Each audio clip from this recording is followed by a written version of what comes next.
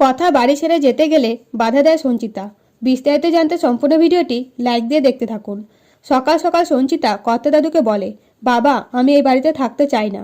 আপনারা তো মেনে নিয়েছিলেন আমার চরিত্র খারাপ, আর একবার বিশ্বাস ভেঙে গেলে সেটা জোড়া লাগানো প্রায় অসম্ভব। আমি বারবার চাইতাম আমার স্মৃতি যেন ফিরে আসে। আমার স্মৃতি ফিরে এসেছে। আমি আমার পরিবারের সকলকে চিনতে পেরেছি, এটাই অনেক। তবে আমি আর এই বাড়িতে থাকতে পারবো না। এইসব শুনে কর্তামা সুমিরকে বলে সঞ্চিতাকে থামাতে, কিন্তু সঞ্চিতা শোনে না। তখন অগ্নি এসে উপস্থিত হয় আর বলে, এই বাড়ি থেকে যদি যেতে হয় তাহলে আমি তোমার সাথে যাব। মা চলো। তখন অগ্নির ভাই বোনেরা বলে, তাহলে আমরাও এই বাড়িতে থাকবো না।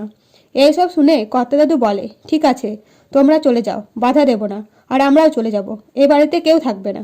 তখন কর্তামা কর্তা দাদুকে বোঝালে কর্তা দাদু সঞ্চিতার কাছে ক্ষমা চাইলে অগ্নি বলে, আপনি তো ক্ষমা চাইলেন, কিন্তু আপনি কি আমার শৈশব ফিরিয়ে দিতে পারবেন? আমি বারবার বলেছিলাম আমার মা পবিত্র, তাও শোনেননি। এই বলে অগ্নি ও সঞ্চিতা বাড়ি ছেড়ে ক্যাফেতে চলে যায়।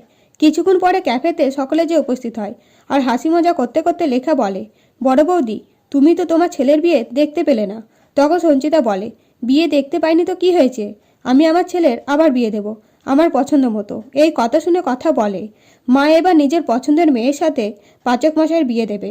আমার এখনই এই বাড়ি ছেড়ে চলে যাওয়া উচিত।